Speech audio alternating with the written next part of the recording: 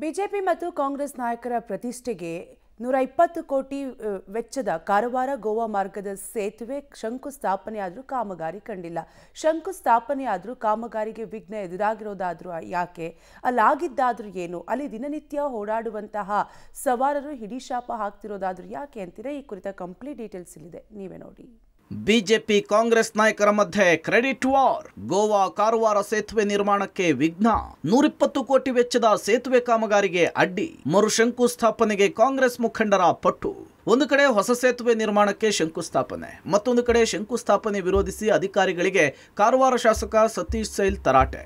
ಈ ಘಟನೆಯ ಬೆನ್ನಲ್ಲೇ ಕಾರವಾರ ಗೋವಾ ಸಂಪರ್ಕಿಸುವ ಕಾಳಿ ನದಿ ಸೇತುವೆ ಕಾಮಗಾರಿ ಸ್ಥಗಿತವಾಗಿದೆ. ಬಿಜೆಪಿ ಮತ್ತು ಕಾಂಗ್ರೆಸ್ ನಾಯಕರ ನಡುವಿನ ಒಣಪ್ರತಿಷ್ಠೆ ರಾಜಕೀಯ ಕಾಮಗಾರಿಗೆ ಅಡ್ಡಿ ತಂದಿದೆ. ರಾಷ್ಟ್ರೀಯ ಹೆದ್ದಾರಿ 66ರ ಕೋಡಿಬಾಗ್ನ ಕಾಳಿ ನದಿ ಭಾಗದಲ್ಲಿದ್ದ ಸೇತುವೆ ಕಳೆದ ವರ್ಷ ಮಳೆಗೆ ಕುಸಿದು ಬಿದ್ದಿತ್ತು. ಮಳೆ ಮುಗಿದ ನಂತರ ಹೊಸ ಸೇತುವೆಯ ನಿರ್ಮಾಣಕ್ಕೆ 120 ಕೋಟಿ ಹಣ ಬಿಡುಗಡೆ ಮಾಡಲಾಗಿತ್ತು. ಅಂತಿಮವಾಗಿ 665 ಮೀಟರ್ ಉದ್ದದ ಸ್ಟೀಲ್ ಕಮಾನು ಮಾದರಿಯ ಸೇತುವೆ ನಿರ್ಮಾಣಕ್ಕೆ ಅನುಮತಿ ದೊರೆತಿದೆ.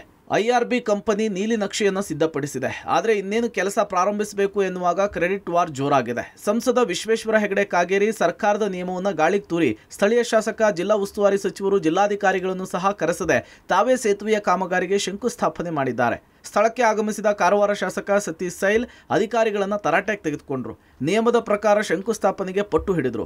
ಈ ಘಟನೆ ನಡೆದ ಬೆನ್ನಲ್ಲೇ ಇದೀಗ ಗುತ್ತಿಗೆ ಪಡೆದ ಕಂಪನಿ ಸೇತುವೆ ನಿರ್ಮಾಣದ ಕಾಮಗಾರಿಯನ್ನೇ ನಿಲ್ಲಿಸಿದೆ.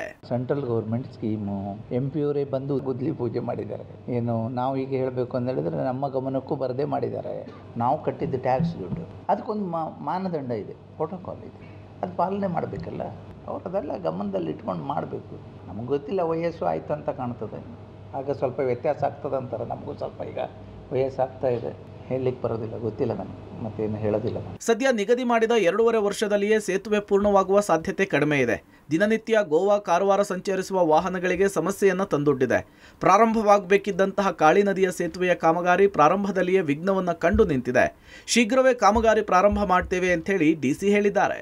ಕಾಳಿ ಬ್ರಿಡ್ಜ್ ರಿಲೇಟೆಡ್ ಲಾಸ್ಟ್ 1 ವರ್ಷದಲ್ಲಿ ನಾವು ಅಲ್ಲಿ ಇರುವ ಡೆಬ್ರಿಯನ್ನು ಕ್ಲಿಯರ್ ಮಾಡುವ ವ್ಯವಸ್ಥೆಯನ್ನು ವಿತಿನ್ ಟೈಮ್, ಏನು ನಾವು ಅಲೋಕೇಟ್ ಮಾಡಿದ್ದು 1 ವರ್ಷ ಕೇಳಿದ್ರು, ವಿತಿನ್ ಟೈಮ್ ಕ್ಲಿಯರೆನ್ಸನ್ನು ಮಾಡಿದ್ದಾರೆ. ಈಗ ವರ್ಕ್ ಶುರು ಮಾಡೋದಕ್ಕೆ ಮೆಟೀರಿಯಲನ್ನು ಶಿಫ್ಟ್ ಮಾಡಿ ಅಲ್ಲಿ ತಾವೆಲ್ಲ ನೋಡ್ಬೋದು, ಅಲ್ಲಿ ಇಟ್ಕೊಂಡಿದ್ದಾರೆ.